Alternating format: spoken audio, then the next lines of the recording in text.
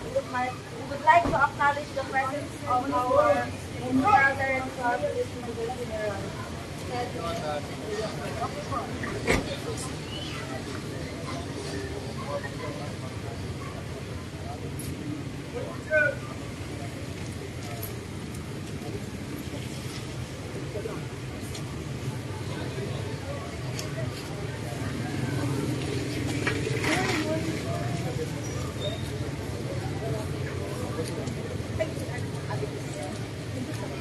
Morning, sir. Okay, mga kasimanwa, live tayo sa Washington PNP. Kakaabot lang kit aton nga Regional Director no si Police Brigadier General Sidney Villaflor, mga kasimanwa. Sa matter of fact, actually before iya sa New Washington PNP naka-pull out in Maura, actually halin pa sa iba ka mga municipal police stations, no. Bali kaywang command visit daya aton nga Regional Director. So instead kay ina sa Aklan Police Provincial Office, mga kasimanwa, ginuuna gid pro mga municipal police stations naton. So ma-check kita sa daya karangakuan, posibleng paginunanon da kara.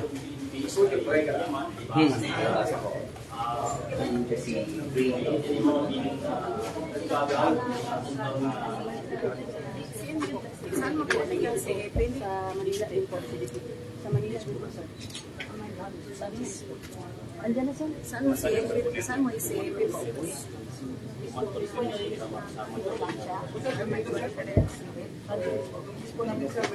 Sir, morning.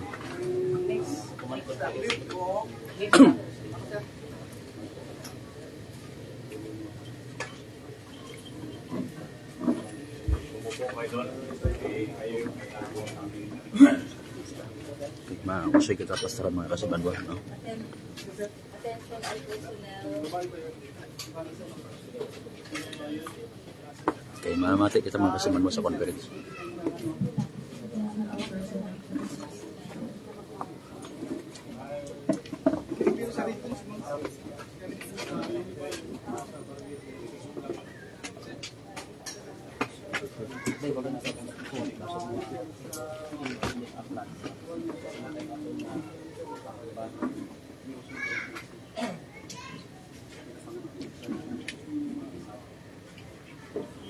Ganito, sa ma'am, sa region, ano na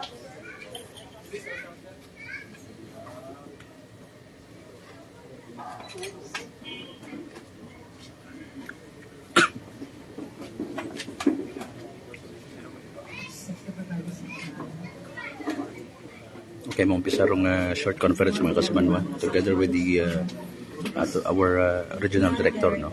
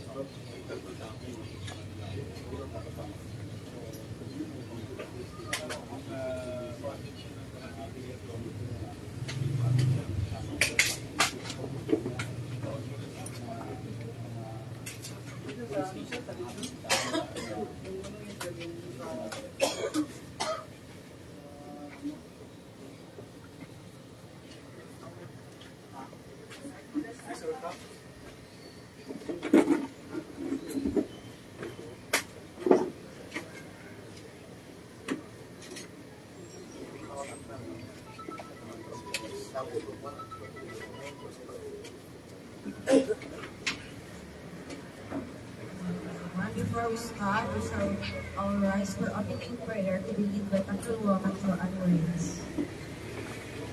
So may short program, mga kasimanwa, kin preparar rong New Washington PNP.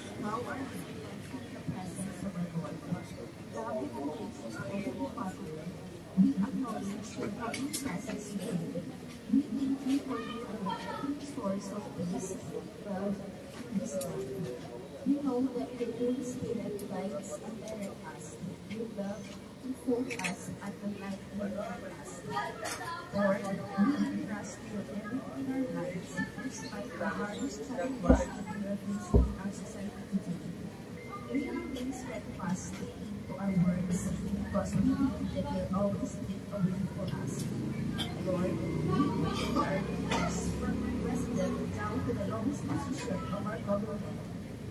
Grant them with your heavenly wisdom, help them to lead the government with integrity, and always give them strength to do what is right for the benefit of everyone.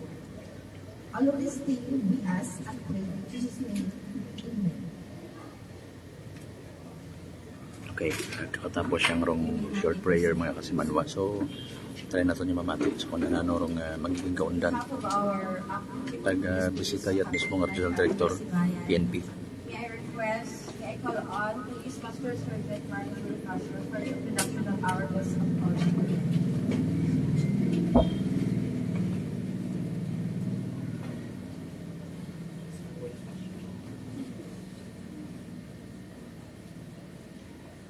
It is my great honor to introduce to you our guest of honor and speaker this morning. He is a member of PME Class 1992 and a native of Cabanatuan City, Nueva Ecija. As a junior officer, he has been assigned twice in Mindanao and has been a chief of police of 10 different police stations all over the country. He rose to the ladder of the PNP hierarchy and was designated as company commander of a mobile force company. As a provincial operations officer, regional operation officer, city director of highly urbanized city. As a battalion commander of the Regional Public Safety Battalion, chief of 2 office divisions in the Directorate for Logistics, Camp Crami, respectively. He was designated as the Chief of Staff and Deputy Director for Operations of Quezon City Police District, respectively. Moving on his career, he became the Deputy Director of the Directorate for Logistics. He also became the Chief of SUSIA, CSG, Civil Security Group, and this most recent assignment prior to PRO6, he was designated as Deputy Director for Administration of CIDG. An achiever at an early age, our guest of honor and speaker graduated as a valedictorian in elementary and as a salutatorian in high school. He is a holder of a degree in Masters in Public Management and a degree of Doctor of Philosophy in Public Administration, which he has finished with honors. He was eventually conferred a career service executive eligibility by the Civil Service Commission, one of the highest career executive level eligibilities being accorded to government employees. Due to his dedication to the police service, he is a recipient of hundreds police, military, and civilian awards, and as well as numerous citations from government, non-government, and civil entities. He was also awarded as one of Metrobank Foundation country's outstanding policemen in service, CAPS, in 2010. On May 24, 2023, our guest of honor took the helm of Police Regional OP6 and since then has made momentous strides in the campaign against lawlessness. His most notable accomplishments include the conduct of 1,015 anti-illegal drug operations, which resulted in the arrest of 1,325 illegal drug personalities, and the recovery of more than 220 million pesos worth of illegal drugs, including the 20 million pesos recovered in a single operation in Haro this November. Jointly with the Armed Forces of the Philippines, the internal security operations under the WATS also enabled PRO6 to neutralize 23 armed terrorists, arrest 19 communist terrorist groups, and facilitated the surrender of 104 more together with their firearms and explosives. Meanwhile, 291 operations were conducted in the campaign against lost firearms, which resulted in the arrest of 311 individuals. 2,456 firearms and explosives were either captured from different police operations or have been voluntarily surrendered.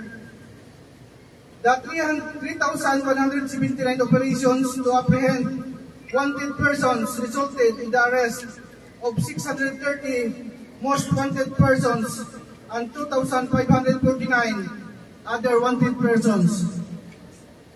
During his tenure, significant events unfolded and PRO6 is pleased to highlight the successful security coverage during the Mascara Festival in the Bacolod City.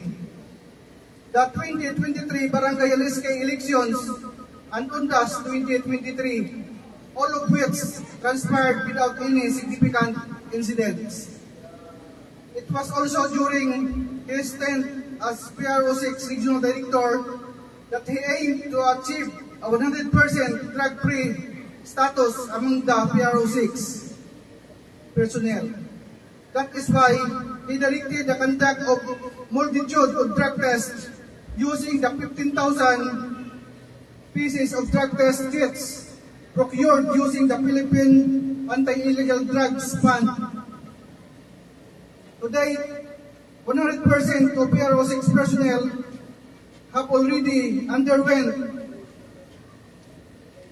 drug testing and only 3 tested positive, which can be translated to 0.000362 of the total number of PRO6 organic personnel. Meanwhile, in his strict stand towards internal cleansing, 72 cases were filed against hearing personnel, with 63 of these already resolved. These cases resulted in the dismissal from service of 10 personnel, suspension of 12, while the rest were either reprimanded or exonerated. While strict with these men, our guest of honor and speaker is quick to give due recognition to performing personnel. Since his assumption, 3,174 medals and commendations were given to personnel with exemplary performance and delivery of police service. As he perseveres in his role as the regional director, there is a collective optimism that he will persistently contribute towards achieving further milestones for the betterment of the communities in Western Visayas. He is happily married to Mrs. Mary Jane Castillo Villaflor and has 3 children.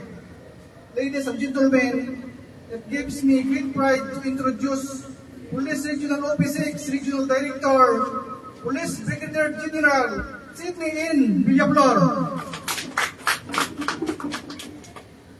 Magandang umaga sa ating lahat. Mangyaring mo po tayo. Despite the inclement weather, I endeavor to visit you. Ayoko lang nakikita ang New Washington Police Station sa mapa. Ayoko lang nakikita ang New Washington Police Station sa mga police reports. Of course, I would like to acknowledge the presence of the Municipal Administrator, the person of Mrs. Mimi Siena. Magandang umaga ma'am at salamat sa inyo. As your regional director, I would like to give some guidance. And of course, I would like to congratulate each and every one of us for having very peaceful barangay NSK election. Palakpakan natin ang ating community. Compared to other regions that had violent incidents. For example, sa farm, mayroong isang insidente doon na 5 patay at 11 sugatan. Dito sa atin, very minimal lang ang election violence. Wala halos. Ang isa pa sa pinapa-emphasize ko dito is we should be very professional in all the things that we do and all the things that we say.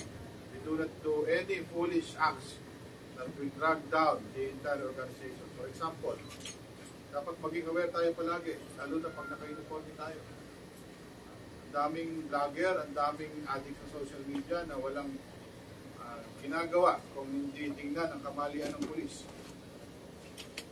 Example, itong si Sergeant Yare, papatrol, napunta ng dadaan ng palengke, binasa lang yung dyaryo, tinignan lang yung headline for mere 5 seconds.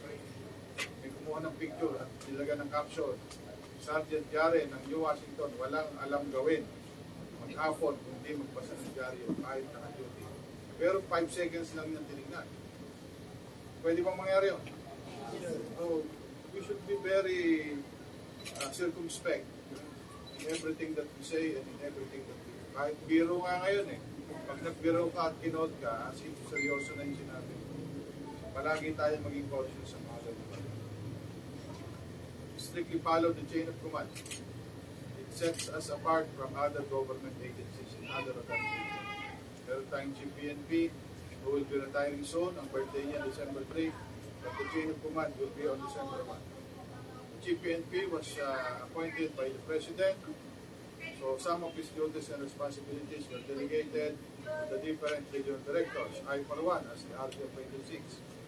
And some of the duties and responsibilities, I delegated it to your provincial director.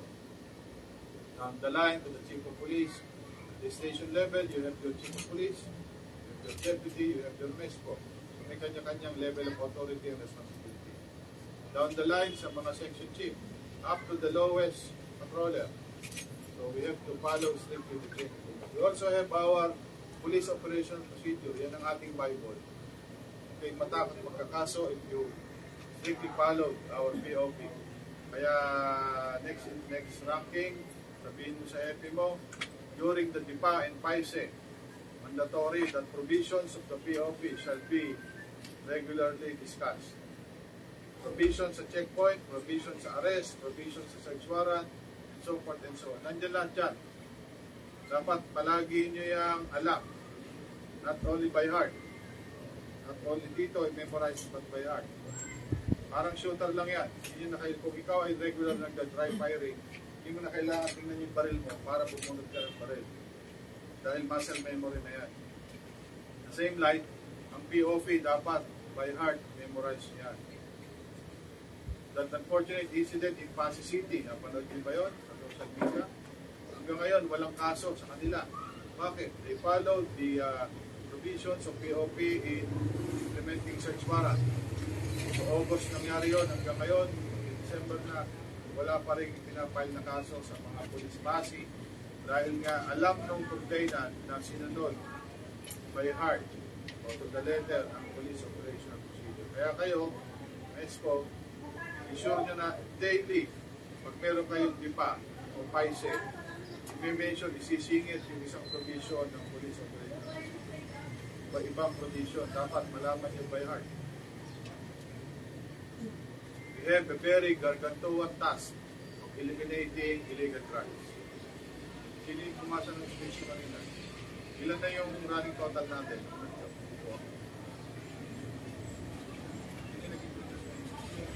Tingnan mo nga dyan sa record mo, ilan na yung running total natin? 200 plus na eh, million to drugs. From January to May, 88 million ang na-recover ng PROC drugs. 88 million January to May. From June, as I speak right now, ilan? 220 million. So nung wala pa ako dito, January to May, 88 million. Nung upo ako dito, 220 plus million in the span of less than 6 months. Hindi ko alam kung masipag tayo o talagang lumalaki na yung problema natin. At do not take it for granted kahit dito sa New Washington. Huwag niyong sabihin mo walang addict dito. Huwag niyong sabihin mo walang nagtutulak dito. Meron. Kaya nga hanapin niyo, hulihin niyo, kasuhan niyo. Ikaw, Patrolman Reyes, magkano ang gross pay mo? 40,000? Gross. 40,000 ang gross pay ni Ma'am, ni Patrolman Reyes. Anong designation na dito? Usually, ako nag-epe ko ng 10 istasyon eh. Usually, admin works until Monday to Friday. Times 4, it constitutes 20 days out of the 30 days. 40,000 divided by 20, 2,000 a day.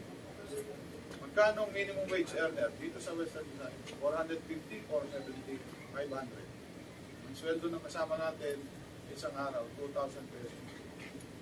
Ang sweldo ng isang minimum wage earner na kadalasan ay college graduate din ay 500 pesos. Times 4 ang sweldo mo inay. Kaysa sa mga ka-eskwela mo minimum wage earner. Hindi pa ba kayo natutuwa? And the funds are being given directly from Camp Crame to your station. Sino ang pinansan? May ATM ka, di ba? Doon pinapadala yung pondo. MOA, bags, etc. From Crame to the station. Directly, walang bawas kahit piso. You are receiving your salary, high salary. You are having your funds. Ano pa dahilan para hindi kayo magtrabaho? Meron pa ba? Wala na. Mga kasama, wala nang dahilan para hindi tayo magtrabaho. Ano pang swerte natin as a uniform personnel? Yung AFP, alam niyo sa AFP, pag deployed ka sa platoon, company, batalyon, kinukolekta ang mess allowance. Kinukolekta ng finance sergeant yung subsistence allowance. At yun yung pinamamalengke. Sa MOE, merong object class na meals. Imposible, meron pa kayo rice allowance dito and other benefits from LGU. So, spoiled na spoiled tayo. Tapos hindi pa tayo magtatrabaho. Mahiya tayo sa sarili natin. Mahiya tayo sa gobyerno. Mahiya kayo kay Mayor. Mahiya kayo kay RG. Kaya hindi uso tamad dito.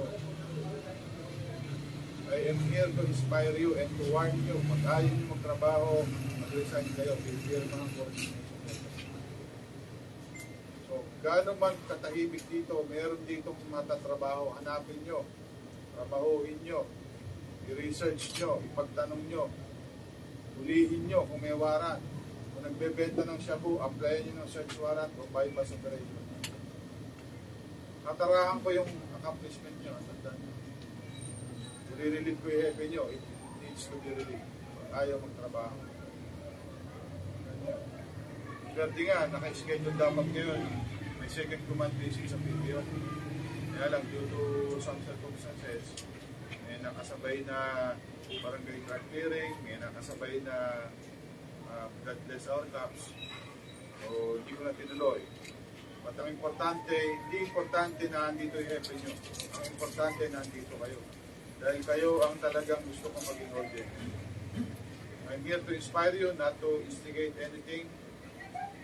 Pero magtrabaho tayo ng maayos. So, ang laki ng problema natin sa illegal drugs. I want you to contribute. Huwag lang kayong paupo-upo sa upuan, manood-nood lang ng Netflix o TV, magsiga-sigarilyo lang dyan kung saan-saan, matambay-tambay, magtrabaho kayo. In the same light, ako, bumabagyo dyan, gusto ko lang, nasa quarters lang ako, nanonood ako ng Netflix. Pero bakit andito ako? Because it is imperative for me to go sa inyo. Out of the 117 municipal police stations, ang 57 na kayo na pinupuntahan ko in the span of less than 6 months. Because gusto kong makita ang New Washington, not only sa paper, hindi lang sa mapa, hindi lang sa report. I want to go here para makita kayo. To inspire you, to encourage you, to direct you na magtrabaho. Again, ang swerte natin. Nagkaroon ng recruitment, 300 ang quota, 275 lang ang pumasa. 2,100 plus ang nag-apply. Ganon sila kaswerte. Ganon kayo kaswerte. Meron din akong pinipirmahan na magre-resign na police. Si Raul yan. Sabi ko. Oh, without any, without batting my eyelash sa mga administrator. Si Raul yung tao. Unless siguro, pakakasalan siya ng hari o sheikh ng UAE. Magre-resign. Kahit nga abroad, walang kasiguruduhan. Dito sa atin. Nagka-pandemic, lumagyo, lumindol, nabawasan pa sweldo natin. Meron tayong security of job, meron tayong security of tenure. Pwede lang makapagbago sa sweldo natin, mag tayo na suspinde, wala tayong sweldo, mag tayo na demote, Babawasan tayo ng sweldo at pag tayo na-dismiss. Gentlemen and ladies, our administrative authority, ang inyong chief of police, authorized siya mag-suspend for 15 days. The provision director has the authority to suspend you for 30 days. I, as your regional director, has the authority to suspend you for 60 days up to dismissal from the service. Ilan na yung napirma ako, dismissal from the service? Award. Yung nag-positive sa drugs. Nagpa-drug test po kami lahat dito. Nagpabili ako ng 15,000 drug test kits. 13,600 plus tayo lahat. Lahat na drug test, essentially. Sino sa inyo dito ang hindi na drug test? Tatlo ang nag-positive. Isang taga Capiz, isang taga Negros, at isang taga Aklan. Yung isa dismiss na, pinirma ko na yung dismiss na order. And I'm planning to buy another 15,000 early next month, next year, para magpa-drug test tayo rin. Because we do not have the ascendancy na manghuli sa drugs kung meron tayong kasamahan na nagpapasok sa drugs. Ang hindi lang na drug test, yung mga buntes ng late stage pregnancy, yung mga comorbidity, may dinadialysis, NOP, hindi na drug test. Nag-schooling outside Region 6 kasi may policy na pag nag-schooling ka, ida-drug test ka din. So I'm assuming na negative yung sila. But all others, drug test. Okay? Magpapadrug test tayo ulit the next months to come. So mag-contribute kayo sa ating illegal drug program. Huwag nyo sabihin walang addict dito. Huwag nyo sabihin, pag may addict, may nagtutulak. So ang addict ay biktima, yung nagtutulak ang ulit. I-rehabilitate yung addict sa tulong ng ating LGU. Mabuhay tayo sa simpleng bagay lang. Napunta kayo ng NCR, huwag kayong maingit sa mga polis doon. Nag-controlman pa lang, naka-SUV yan. Puro alahas. Mahaling gamit. Huwag kayong maingit sa kanila. Maawa kayo sa kanila at maingit sila sa inyo. Because you're living in a simple life. Sila doon, lahat ng kilos, gastos. Mag-rent ka ng maliit na kwarto, libo. Utilities mo pa. Maglabas mo sa pinitiran mo, gastos. Dito sa atin, we live in a simple life. Yung sweldo nyo, substantial rate of salary nyo can raise a family. Mag-aralin nyo yung mga anak nyo, buhayin nyo yung pamilya. You dwell on the simple things. Hindi yung wants, kung hindi yung needs. Ano yung needs? Yung mga basic needs. Magkain, mag-aral sa anak, magbili ng mga gamit ng essential needs ng mga anak, mag-savings kayo. Pero kung kayo ay pated ng kasal at nakita nyo, kumarin nyo may bagong Chanel na bag, yun, nag-aanak kayo ng kasal. Hindi niya. The following Monday, dahil nainggit kayo, nag-loan kayo sa pesos dahil para makabili ng bagong Chanel na bag. Ito naman si Sergeant Subigia, may motor ka? Motor, kotse. Correct, tama yun. Nag-anak ng kasal. Hindi, pag uwi niya mamaya, yung kapitbahay niya, merong bagong Toyota Vios. Sabi niya sa sarili niya, sa Lunes, pupunta ako ng beses 5. Magloloan ako ng 5 years para bumili ng aking sariling bagong Toyota Vios. Kailangan ba niya yun? Hindi. Nainggit lang siya. Nainggit lang yung nakakita sa Chanel na bag. Magloloan ng 5 years. Ito ngayon, araw ng sweldo, pagtingin, 5,000 na lang. 10,000 na lang, 7,000 na lang. Dahil nga nag-loan ng hindi naman karapat-dapat na bibili sa bagay na material things lang. Tapos, ang tutumbasan niya ng trabaho, yung 5,000 pesos. O times 2, yung 10,000 pesos. Yun ang tutumbasan niya ng trabaho. Kasi naka-mindset sa kanya, yun lang yung binibigay ng gobyerno. Hindi yun. Binibigay ng gobyerno sa atin yung gross pay. And it includes everything. Yun ang tumbasan natin ng trabaho. Hindi yung gross pay. Kaya ang mantra ko as your RD, we should perform well because we are being paid well. Ang swerte natin. Funds are coming directly from Krame. You are earning your salary times 4. Yung bagong pasok na nurse, times 4 ang laki ng sweldo natin. Yung bagong pasok na teacher, times 3 ang laki ng sweldo natin. How much more yung sa minimum wage earner? Na 500, 470, 450 a day. Whereas si Patron Reyes is earning 2,000 pesos a day. Pero pabanda ilan para hindi tayo magtrabaho ng ayos? Wala na, di ba? Kaya nga kahit sabihin yung tahimik dito sa New Washington, trabaho kayo. Kahit pasana yung singit nyo, kahit checkpoint, pasana yung kilikili nyo, kapapatron, magtrabaho kayo at huwag kayong magreklamo. Pero pag kayo nag-file ng resignation at tumating sa table ko, without batting an eyelash, pipirmahan ko. Dahil isipin nyo, kung recruit kayo, kung gaano kahaba yung pila, kung kayo ay nag-a-apply, ganon din kahaba, papalit sa inyo. Maraming gustong maging pulis. Ulitin ko, kota natin ng attrition, 300 ang kota, 225 ang pumasa, 2,100 plus ang nag-apply. Ayun, apply kayo. Bukas, pag nag-submit kayo, pipirmahan ko yan. Without batting an eyelash. Pero hanggat nasa servisyo kayo, magtrabaho tayo ng masipag, magtrabaho tayo ng maayos. At huwag tayong makaalipin sa bisyo. Yung bisyo, ang minsan, it will create artificial need for cash. Hindi naman talaga kailangan. Yung sweldo nyo, ibuhay nyo sa pamilya nyo. Palakihin nyo yung mga anak nyo ng maayos. Dapat wala kayong bisyo. So with that, I'm here not to castigate you. I'm here to inspire you. I'm wearing this uniform for 35 years, 7 months and 20 days. 18 years old pa lang ako nung pumasok na ako. And it is a calling. Hindi lang sa calling yan. Yung ba doktor, pag may nakitang semi-conscious doon, nagduguan, bago niya gamutin, pag nilapitan niya, tatanungin ba niya, may pambayad ka ba sa akin? Hindi, di ba? Gagamutin muna niya. Ganun din yung mga pare, yung mga pastor. Hindi naman pera yung talagang aim nila eh. Kung hindi, calling yun. Hindi lang pera ang kailangan.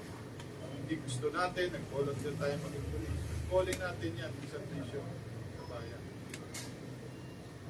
So with that, I'm here to inspire you.